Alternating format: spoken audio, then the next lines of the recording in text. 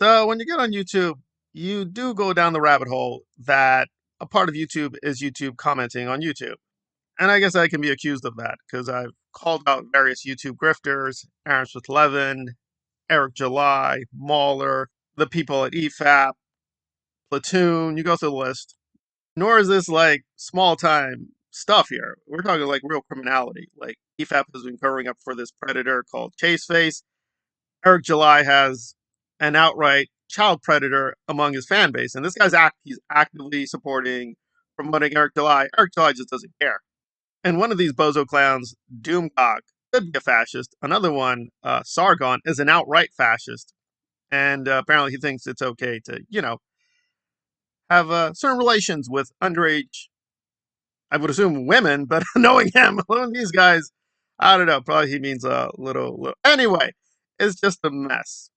So this will not really be about Shelby Oaks, the film, but the media reaction, and we gotta call a spade a spade. Now, I don't hate Chris Stuckmann, but being a big Star Wars fans, I was very disillusioned with his videos on the prequels. So, doing time travel like 10 to 15 years ago, it was mainstream culture to make fun of and demonize the prequels, which I was a part of too. Not gonna lie, I had a very poor opinion of the prequels. In fact, the prequels made me stop watching Star Wars. I just thought they were really stupid and lame, didn't go anywhere, didn't mean anything. Loved the Red Letter Media videos, and thought, yeah, it's pretty much established. The prequels are just awful. They're just awful. And Chris Stuckman rode that wave, made himself rich and famous, being very negative about the prequels and many other films.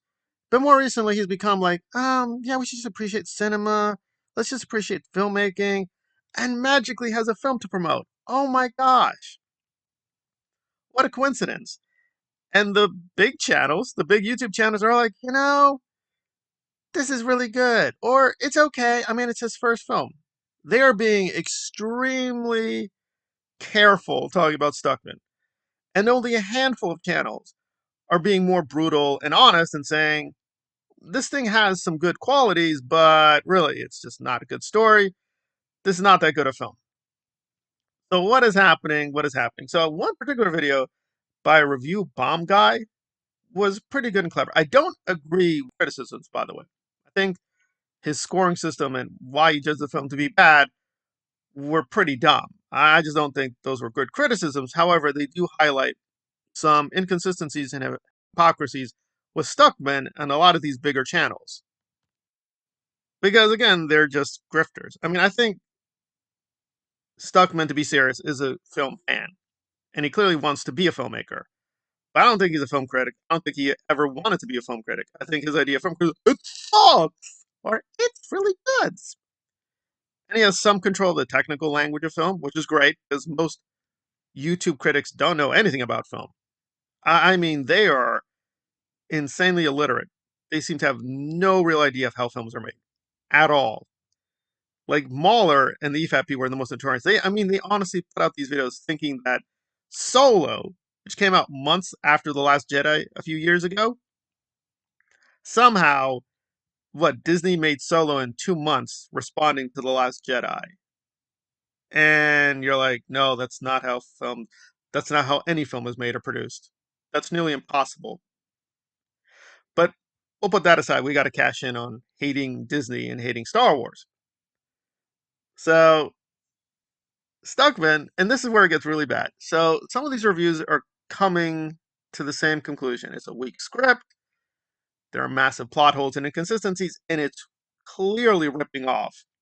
And again, it's no spoilers, not spoiling the film. The Blair Witch Project. Pretty obvious what he's doing. It's pretty obvious where he's taking these ideas from. So the script is based on very derivative ideas.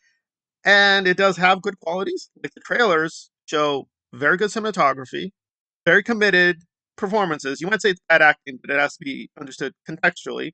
But it is what it is. It's a big studio film, clearly built upon prior films, prior novels, prior stories, by a filmmaker who decided to write and direct this film. And there are hints it's a trilogy, right? So it's like, well, we got to be careful. This is part of a larger story. So maybe it'll make sense when the whole trilogy is done. And we should be careful and patient with it. But it's like, now, he made the film, right? Wrote, directed it. So we should be really severe and harsh. Now, who did I just talk about? George Lucas or Chris Stuckmann? That description fits both of them. But with Lucas, Stuckmann, for years and years, showed no mercy, right? I mean, those reviews were not generous. And he outright praised Red Letter Media. Yes, thank God for Red Letter Media for showing us the way. Lukash, you don't know how to do anything, Lukash. And he outright insulted George. It wasn't just like, I don't think these are just bad films. Like, he outright accused George of stealing from Steven Spielberg. You're like, okay. No evidence. He just said it.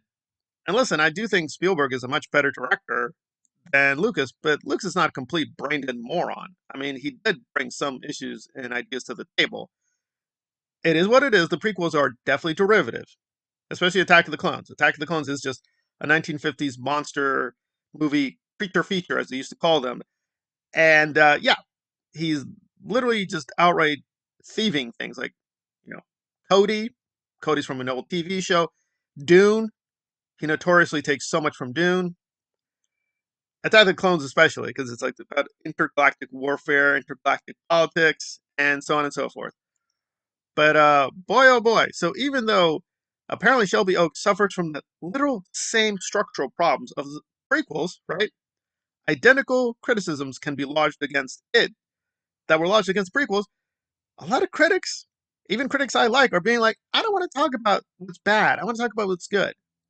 They're even prefacing their reviews like, guys, I don't want to talk about it in a very negative way. I like this guy. I'm like, what is going on here? Not gonna lie, this is a tough video to make. Let's review Shelby Oaks. Now that's from Drum Dums, a very good YouTuber, like a real horror fan. I don't always agree with his ratings or his scores or his ideas or even his judgments, but he's fairly open and up about his opinions. I mean, he still defends Halloween Ends, even though Halloween Ends is very unpopular. It's very unpopular to defend. He's still willing to defend it. So at least he's being very honest with his opinions. But I was like, why would even an honest critic say, listen, this is going to be tough to review? Why would a horror movie, which is his favorite genre, be hard to review? The identity of his channel is mainly horror. Why would this be hard? It's like, oh, because it's Chris Stuckmann. Okay, and? He's a really, really great guy. Well, that's Mr. Drums again. Apparently, he shared one of Drums' reviews. Listen, it does seem Chris has a good reputation as being overall a nice guy. There's no issues with the set. No actors were complaining about him being overly bossy or abusive or toxic. So, right, he seems to have a nice, charming personality. But what does it have to do with Shelby Oaks? I mean, why all these prefaces? I mean, it is astonishing that only quite literally a handful of videos are being genuinely critical about Shelby Oaks. And we know why. Because these are YouTubers. They want to become filmmakers. They want to get into the Hollywood system. Right? Again, Shelby Oaks is not a massive film, but it was made with several $1,000,000. So, yeah, I mean, it is what it is. They're selling out.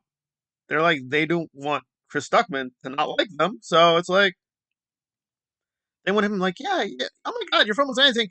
Can I make a film with you next? Of course. Of course. And this is all insane because this is the type of stuff, behavior that he criticized in his negative reviews. But it's like, guys, he changed. He saw the light. He saw, no, negative, no, why be negative? So you see, he's being consistent. Well, anyone with a brain can figure this one out. It's like he stopped doing negative reviews to protect himself when he made his own film, saying, why are you being so negative? You see, Chris, he's not being negative at all. What are you doing? Yeah, I mean, it is what it is. It's a con job. He's pulling a grift. You might say it's a nice grift, but it is a grift no less. Also, it wouldn't be necessary if the film was excellent. But even people who like the film were like, yeah, it was like okay. Like Dan Murrell was like, okay, I'm not going to say it's the best film, but gosh darn it, it has good stuff. So I'm going to say it's fine. Right? And he resisted a rating system for a long time, saying, guys, I don't want to do a rating system. But he's like, okay, fine. Here's a rating system. you can kind of see what he's doing. He's presented this middle category to get out of things. So it is what it is. We just have a lot of YouTubers who, even they do actually good film criticism, are corrupt. That's what they are. They're just corrupt. But these same people cry and moan and whine when other filmmakers or other studios act corrupt, saying, "Guys, I'm gonna just call it out. This is no. This is unacceptable. This is unacceptable." But Chris Stuckmann gets magic immunity powers. Why? Because he's one of them. He's a big YouTuber. I'm a big YouTuber too. Oh my god, we're like brothers. We're like brothers and sisters, like Anakin and Obi. Oh my god. Okay, what does that have to do with the film? Well, there you go. There you go. There you go. And again, I am not a big YouTuber. I don't know Chris Stuckmann. Never had any communication with him. Right? Don't really hate the man, but I don't really love the man either. So it's like, well, there you go. Well, if that's all you're doing, you're just reviewing the films of your friends or non-friends, then it's not really a movie channel, right? What's the point of saying Dan Murrell, film critic? You're not a film critic. I'd have to say Drum Dums is a really difficult case because he's actually made a few films. I know he made a documentary film. Not being able to see it, so I get it. But and listen, I like him. I like Drum Dums. I just don't understand this. I just don't understand this reluctance. I really don't, because Stuckman did this with the prequels and many other films. He was like, he's went overboard hating them. He went super crazy hating them and made a lot of money. Is he going to give back the money? No. So it just really stinks to high heaven. It really does. Give you a quick plot synopsis. Back in 2008, there were these YouTubers that were like paranormal type YouTubers led by Riley Brennan, who is the sister of Mia, that is the main character of this movie, who is searching for Riley. Riley went missing in. Yeah, that's right. A YouTuber filmmaker made a film about YouTube, and the YouTuber went missing. Oh my god. Oh my god. I'm like, so Chris Stuckman literally ripped off another film, and the main plot is YouTube, which is his career. How creative. How creative. So I'm guessing I'm gonna have to be the bad guy to tear apart Shelby Oaks and be like, yeah, we gotta say what a bad film is. Let's stop mincing words. Let's stop being like, listen, yeah, listen, I like Drum Dums. I don't think he's corrupt at all. But this is really a very telling time in YouTube land where it's just about friends and enemies. And granted, you're not going to find too many facts on YouTube, but I mean, come on, really. This is going overboard in terms of like protecting someone because, hey, I want a career. Okay. Are we actually going to talk about these films? No, no, we're not going to talk about them.